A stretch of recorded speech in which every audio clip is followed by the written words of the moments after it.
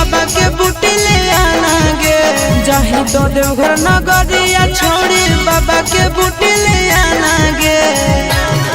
आगे यारावा तोहरा हो गेलो महादेव के दीवाना गे। यारावा तोहरा हो गेलो भोलेनाथ के दीवाना गे। भरी चिलमिया हमारी मोची सवा हमारा के पिलाना गे। भरी चिलमिया हमारी मोची सवा हमारा के पिलाना गे।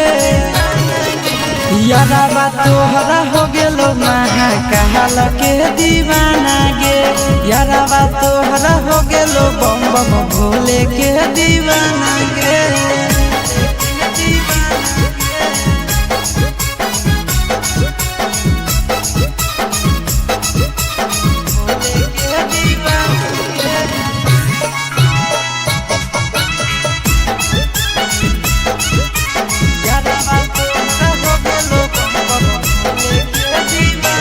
जब से चढ़लौ सावनवा तनिको लागे नहीं नींद। हरदम लेके मोबाइल देखहियो भोला बाबा के सीन। कि जब से चढ़लै सावनवा तनिको लागे नहीं नींद। हरदम लेके मोबाइल देखहियो भोला बाबा के सीन। पीबो खाली भांग गांजा खइबो न तनिको खाना गे। पीबो खाली भांग गांजा खइबो न तनिको खाना गे। अगे यारावा तोहरा हो गेलो महाकाल के दीवाना गे। यारावा तोहरा हो गेलो भोले बाबा के दीवाना गे।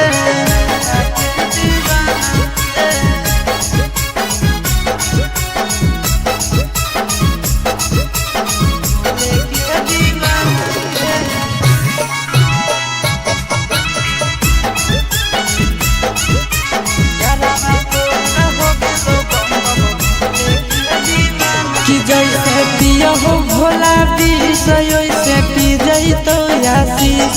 आगे सूरज नंदना के बाबा बही काहे खीर। कि जैसे पिया हो भोला वैसे पी जैतो आशीष। आगे सूरज नंदना के बाबा बही काहे खीर। बाबा से कनेक्शन जुटल हकई बड़ी पुराना गे। बाबा से कनेक्शन जुटल हकई बड़ी पुराना गे। हे गे यारावा तोहरा हो गेलो महाकाल के दीवाना गे। यारावा तोहरा हो गेलो भोले बाबा के दीवाना गे।